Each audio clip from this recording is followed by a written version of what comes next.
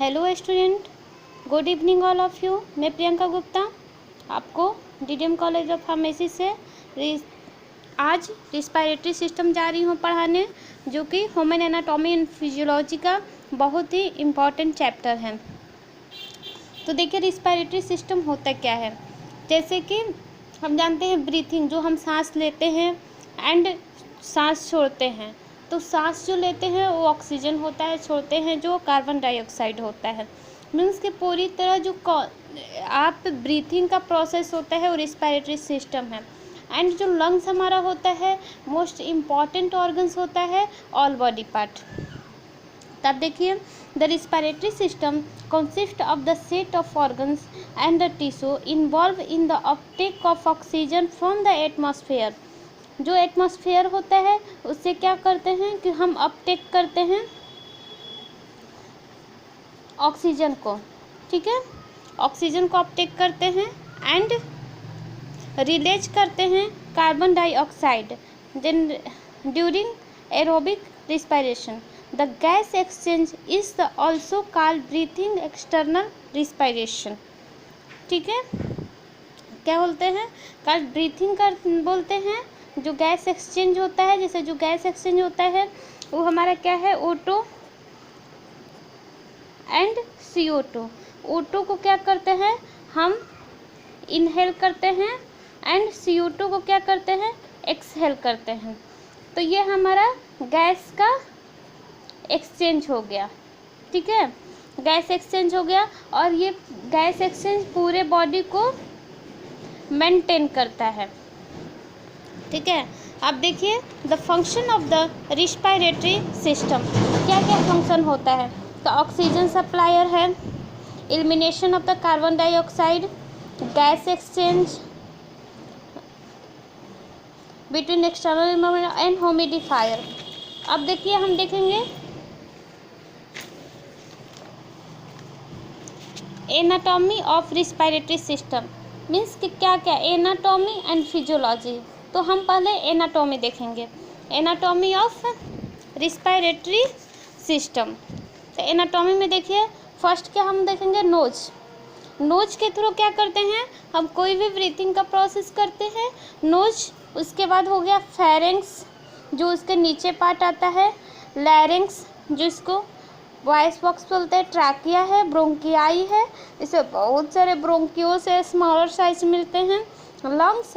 In lungs के अंदर ही ये सब छोटे छोटे से एल्बोलाई होते हैं, ठीक है, जो ब्लड स्ट्रीम को रखते हैं। और इस तरह से जितने भी ब्लड सेल्स होते हैं, जो ब्लड होता है ये क्या करता है, हमारे O2 को लेता है एंड CO2 को एक्सहेल करता है। CO2 का क्या करता है, एक्सहेल करता है। इस तरह से ये गैस एक्सचेंज का प्रोसेस होता है थ्रू राउट्स। जैसे कि हमारा जब ब्रीथिंग होगा तो पहले क्या होगा, O2 अगर आ रहा है तो O2 आया, नोज के होते हैं, नॉस्ट्रिल वगैरह का होते होते नोज आया, pharynx, larynx, trachea, bronchi, bronchioles and एल्बोलाई लंग्स के होते हुए आ रहा है अंदर। एंड जस्ट अपोजिट CO2 क्या होगा, इस सीवरों से CO2 निकल जाएगा। तो ये हमारा क्या होगा, इस तरह से गैस एक्सचेंज का प्रोसेस होगा। तब देखिए, the nose is the only externally visual part of the respiratory system. क्या होता है, जो विजुअल पार्ट है, जैसे कि हमारा एक्सटर्नली क्या है, नोज दिख रहा है, ठीक है, बाहर से जो हमारा नोज दिख रहा है। अब देखिए नोज क्या है, नोज के अंदर नॉस्ट्रिल्स हो गया, नजल हो गया, ऑल्फैक्टरी हो गया, रिस्पायरेटरी म्यूकोसा हो गया एंड म्यूकस हो गया। ठीक है, तो नॉस्ट्रिल्स हो गया, air enters nose by passing the nostrils. जो एयर होता है, जो हमारा नोज है, उसी के थ्रू, नॉस्ट्रिल के थ्रू एयर क्या होता है, पास होता है।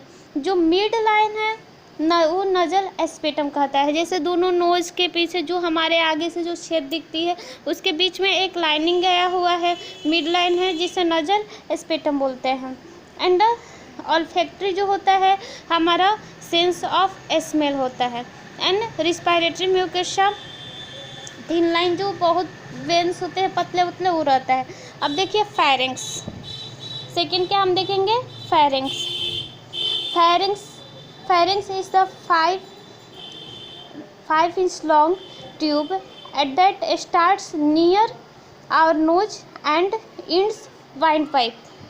क्या होता है, फेरिंग्स जो होता है नोज से स्टार्ट होता है एंड इंड्स होता है windpipe. The upper most portion of the pharynx called the nasopharynx. क्या बोलते हैं, नाइजोफेरिंग्स बोलते हैं, जो अपर मोस्ट पार्ट होता है। अब लैरिंग्स देखिए, द लैरिंग्स और voice box routes air and food into proper channel and play in the role as speech।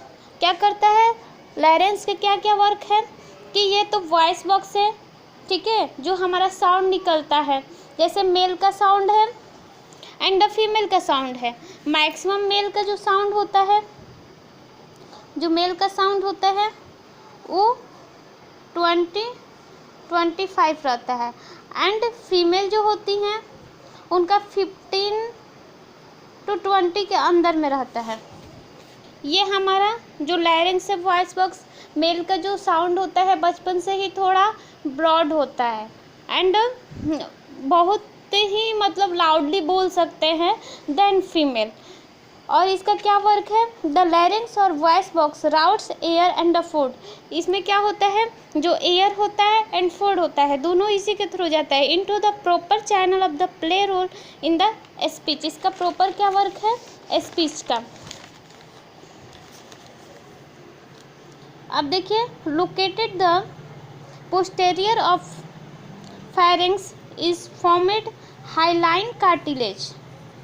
बहुत ही इम्पॉर्टेंट है हाइलाइन कार्टिलेज, जो सी शेप्ड होता है। क्या होता है, सी शेप्ड होता है लैरिंग्स। और इस जो पीछे भी हमने बताया कि एक प्रॉपर जो फूड होता है एंड एयर होता है उसके बीच में एक ही नाली है, ठीक है, एक ही वेंस है जिसमें दोनों वर्क करता है। बट उसको वर्क करने के लिए एक इस तरह का, जैसे इस आपको मैं बता रही हूँ एग्जाम्पल के तौर पर कि इस तरह से वर्क होता है और यहाँ एक ऐसे स्ट्रक्चर होता है। जब एयर जाता है तो ये खुल जाता है और जब फूड जाता है तो फिर खुल जाता है। बट आप एयर एंड फूड दोनों नहीं ले सकते। जब हम खाना को अंदर निगलते हैं गले के अंदर तो आप उस समय अपने ब्रीथ को रोक लेते हैं। ये ऑटोमेटिक है, आप खुद देख सकते हो। जो shaped flap shaped and elastic cartilage epiglottis, जिसको हम बोलते हैं, ये जो स्ट्रक्चर होता है इस तरह का सा, तो ये एपिग्लोटिस होता है। अब देखिए, thyroid cartilage, the largest of the hyaline cartilage commonly called Adam's Apple.